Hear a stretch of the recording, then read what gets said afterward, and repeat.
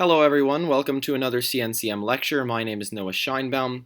This topic is on mass points, specifically focusing on the barycentric coordinate system, but we'll cover a little bit of both. Alright, so what are mass points? It describes a method of solving problems that involves choosing a particular point to work around, assigning any mass to that point. Usually you're going to choose that mass depending on the context of the problem, and then determining the masses of all of the other points through ratios, side lengths, etc. For 2 points to balance, the product of the mass and distance from a certain line of balance A of one point will equal the product of the mass and distance from the same line A of the other point. If any of you have taken physics, this may sound very similar to rotational equilibrium. I'm going to get to why that is in a second. If 2 points are balanced, the point on line A used to balance them has a mass of the sum of the masses of the 2 points. This will come into play in the first of 3 problems that we tackle today. One of them is going to be just on mass points, and 2 of them are going to be on barycentric coordinates, which happen to be an extension of the knowledge from mass points. Alright, so one of the most important things in mass points is mass point addition. As it sounds, the sum of 2 mass points MP and NQ, where M and N are like the magnitude and P and Q are the position, has the mass M plus N, and point R, where the ratio of PR to RQ is the same as the ratio of N to M. R is the fulcrum that balances the masses at P and Q, going back to what I said about like rotational equilibrium. You can't have one side too heavy if you're going to put it that way, like in those words. Here's an example. As you can see, R has a mass of 3 there, P has a mass of 2, Q has a mass of 1, and it is 1/3 of the way from P to Q, and the distance between P and R is only half the distance between R and Q, because the mass of P is double the mass of Q. And if any of you are curious, I don't have a slide on this. Mass point multiplication, you cannot multiply the position as far as I'm concerned, and in terms of multiplying the actual magnitude, it just works as if you're multiplying a vector by a scalar. Yeah. Okay, so here's an example problem. In a triangle ABC, point E is on AC, so that CE equals 3AE, and F is on AB, so that BF equals 3AF. If BE and CF intersect O and line AO intersects BC at D, compute the ratio between OB and OE, as well as the ratio between OD and OA. Okay. It may look difficult at first, but I promise you, this is a fairly easy question. Because A is involved in 2 ratios, this will be the first point we start with. You're generally going to want to pick a point that's the most central, the most information going off of that, so that you have the easiest time working with it. Without loss of generality, let's assign A to be 6, just because I want to choose a multiple of 3, because there's 3 a lot in this problem, working with, over here, CE equals 3AE, BF equals 3AF. I just wanted A to be a multiple of 3, just in case. CE is 3 times longer than AE. So the mass of A must be 3 times greater than C. Since the mass of A is 6, the mass of C must be 2. This is the same logic for BF and AF. Since the mass of since the mass of A is 6, the mass of B must be 2. A diagram with all current information we have looks like this. Okay, so we know that A is 6, B is 2, C is also 2, and then the rest of the diagram looks like so. By mass point addition, we can determine that the masses of both E and F are 8, but we have to make sure that it holds by ratios. Okay, the ratio of AF to BF is 2 to 6. We can confirm that up here. And the ratio of AE to CE is also 2 to 6. These ratios check out. So that means we are able to use it and use this value 8 right here as the mass of both E and F. All right, now that we know the masses of E and F, we can solve the problem without much difficulty. The sum of all the masses on opposite sets of points are constant within a figure. The sum of the masses at opposite points in triangle ABC is equal to 10. Because of this, O must have a mass of 10 and D must have a mass of 4. And here's the diagram, what we have right now, right? Okay, so now that we know that D has a mass of 4 and O has a mass of 10, and since the mass of B, the ratio of the mass of B to the mass of E equals 1 over 4, right? Because the mass of B is 2, the mass of E is 8, OB over OE is going to equal 4, right? Because it's just going to be the exact opposite, because the mass times distance has to be equal for the two of them, right? So, and since the mass of D over the mass of A, 4 over 6, that's equal to 2/3, the distance between O and D and O and A is going to equal 3 over 2. So that's the solution to the first problem. Great. Okay, what are barycentric coordinates? They're triples of numbers corresponding to masses placed at the vertices of a reference triangle. They can also exist in other simplex shapes, such as tetrahedra. There are actually other higher order simplex shapes, although they do not exist in our three-dimensional plane. They're all purely theoretical for working in 3 dimensions. So, I mean, if you can draw in 4 dimensions, then they're great. But I'm not sure how to do that, and all right. But the masses determine a point P, which is the geometric centroid of the 3 masses, and is identified with coordinates T1, T2, and T3. The vertices of the triangle are given by 2 points being 0 and then a third point being 1. Like I said, a couple of some of the time, especially when you get into later levels of math, they will ask you about tetrahedra. However, in the scheme of high school competitive math and the vast majority of college math even, it involves mostly triangles when you're going to have to worry about barycentric coordinates. Okay. Oh, I wonder what this means. We'll figure out in a second. Homogeneous or normalized barycentric coordinates. What does that mean? This is what our main focus is going to be on. For barycentric coordinates to be homogeneous, T1 plus T2 plus T3 equals 1. A good way to think about homogeneous barycentric coordinates is to interpret the 3 coordinate values as how much emphasis is put on each vertex when trying to balance the shape. Keep in mind this is only true when all coordinate values are positive, as they can technically be negative, which we will see in one of our problems. Due to this, it's very clear to see that the centroid of a triangle in homogeneous barycentric coordinates is at 1/3, 1/3, 1/3. If you'd like to send me a proof of that, that'd be pretty cool. However, you're not going to get extra points for problem of the day. Sorry. Just in case you want to do it, it's a 30-second proof. It's not too hard. Here are some barycentric coordinates of an equilateral and a right triangle. As you can see, right in the center, it's 1/3, 1/3, 1/3. And then as you go towards each vertex, and each side, right, a side that encapsulates 2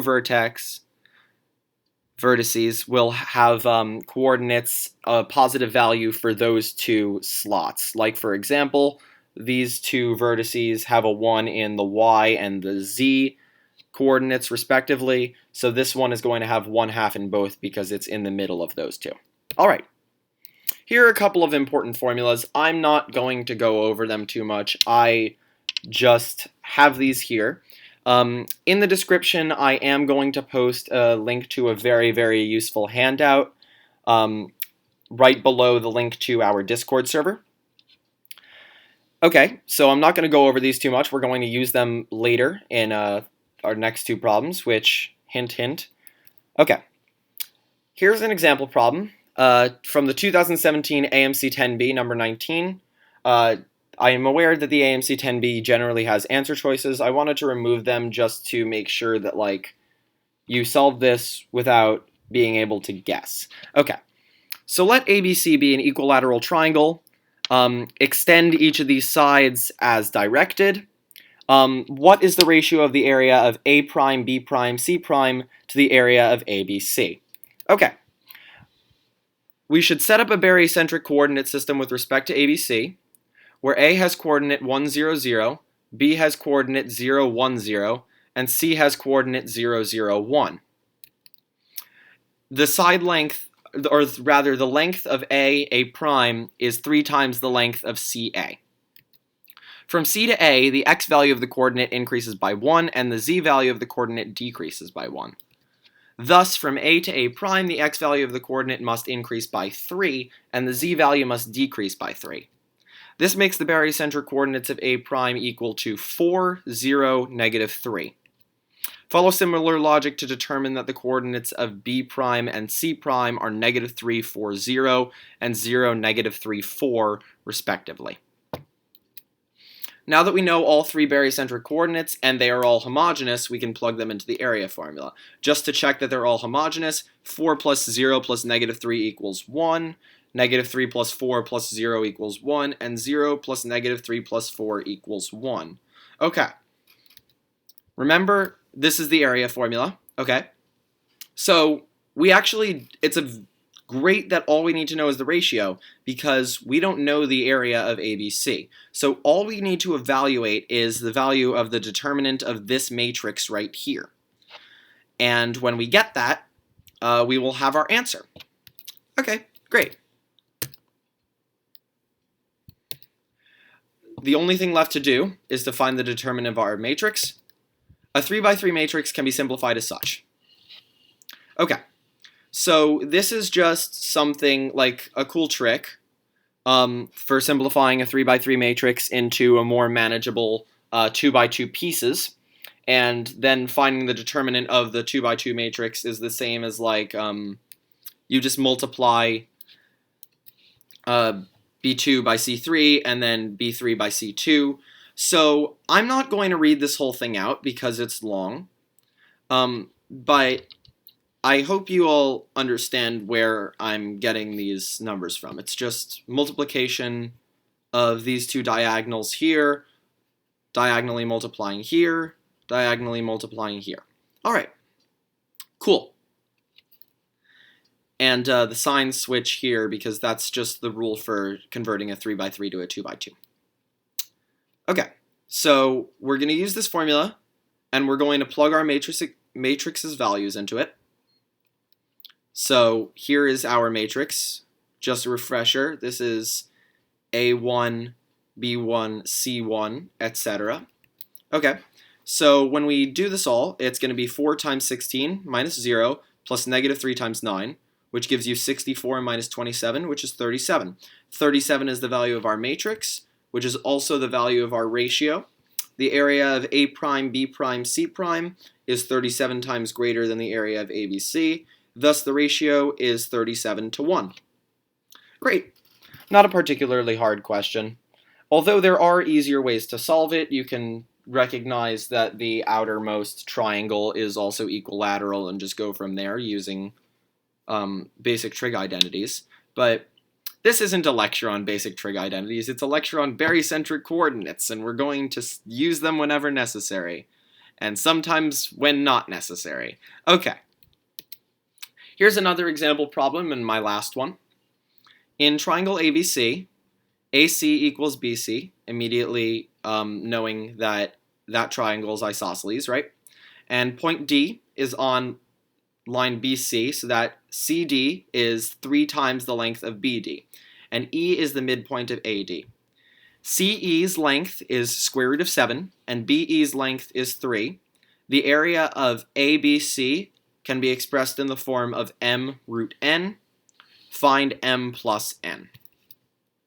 Okay, so we start the same way we did in the last problem, where we set up a barycentric coordinate system. I'm not sure why there's so much space over here. I think I did it in the last slide. I did this too.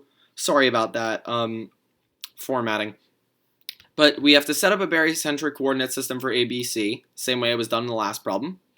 Here are the coordinates if you'd like to see them again.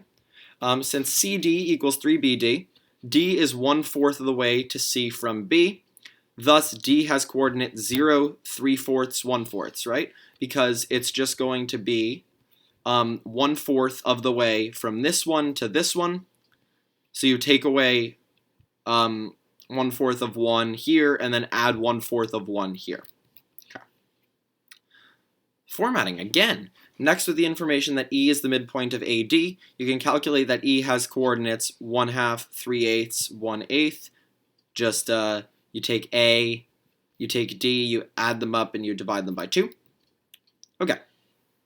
So if you saw from before, I had 2 formulas there. I know I didn't go over them, but I posted them in each of their individual problems, so that's okay. We're going to plug them into the distance formula to determine unknown side lengths of the reference triangle ABC. Okay, here's the distance formula.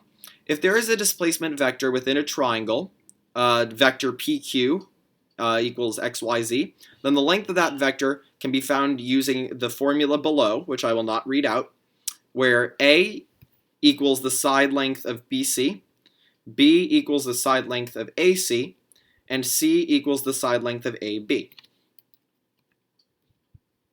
So we know that the displacement vector for EB is 1/2, -5/8, and then 1/8. We get that from subtracting E and B, right? And then the displacement vector from EC is 1/2, 3/8, and -7/8. We do it by doing the same thing. Now plugging that into the formula, we already know that A equals B because they told us that AC equals BC, right? So we have all of this right here, and then when you rewrite and simplify that, I didn't actually go through the steps of simplification, but when you rewrite and simplify it, just take my word for it, or if you'd like to work it out for yourself, that works too. But I believe that you get EC squared equals 21/64 A squared plus 7/16 A squared minus 3/16 C squared. I'm aware you could simplify this more. I left that to a later step because I don't remember why. Come to think of it, I really just could have simplified it there, but it's okay. It ends up with the same answer regardless. And then EB squared is going to equal 5/64 A squared minus 1/16 A squared plus 5/16 C squared. Since we know the side lengths of EC and EB, we can combine like terms and plug these values into the equation. In doing so, we get 7 equals 49/64 A squared minus 3/16 C squared, and 9, you have to remember to square the 3, equals 1/64 A squared plus 5/16 C squared. Just so that we can more easily work with them, we should multiply the whole thing through by 64. If you'd like to work with fractions, you can. I just did this out of the sake of convenience. Okay, multiplying both of the equations through by 64, you get this lovely systems of equations. And now, just because I don't want to multiply the bottom equation through by 49 to eliminate them, I'm going to multiply the top equation through by 5 and the bottom equation through by 3 to make sure I can get 60C squared on the top and the bottom, which will help me cancel them out. So now I have 2,240 equals 245A squared minus 60C squared, and then 1,788 equals 3A squared plus 60C squared. Adding them and dividing out, you get 4,028 equals 248A squared, 16 equals A squared, 4 equals A, which also equals B. Okay, and if you plug this back into any equation, except the ones that only involve A. So any equation above where I wrote adding these and dividing out, you could determine that the value of C is 2√7. I did not do that here, but you can go ahead and do that if you'd like, just to check me. Now that we know all 3 side lengths, we can use Heron's formula. Now I know what you might be thinking. Why use Heron's formula when there's already a radical? That's going to be disgusting. Well, I agree, usually, but this actually ends up working out nicely. Okay, so the area, this is Heron's formula. It involves using the semi-perimeter and each of the individual side lengths to determine the area of the triangle. The semi-perimeter is 4 plus the square root of 7. A equals 4, B equals 4, C equals 2√7. So then you get this when you subtract it out. And you may notice that this is 4 plus √7, this is 4 minus √7. Okay, there's a difference of squares to be had there. This is both √7, so they just multiply to 7. So then these two multiply to 4 squared minus root 7 squared, and then these two multiply to 7. So 4 squared minus root 7 squared is going to be 16 minus 7, which is 9. 7 is just 7. And then root 9 times root 7 is just 3 times root 7. So that's the area. Since we know that the area is 3 root 7, the answer is 3 plus 7 equals 10. All right. So we have reached the end of our lecture. I hope you guys enjoyed it. I will be releasing Problem of the Days this week on various topics involving both mass points and barycentric coordinates. If you would like me to clarify anything, please send me a private message on our Discord server. If you know anybody that'd like to join CNCM, let them know. It's free to join. Unfortunately, Math Bowl will be postponed, but we look forward to rescheduling in the future. And we look forward to seeing all of you soon. Stay safe, everybody. Wash your hands. And have a great day. Hope you enjoyed this lecture. Bye.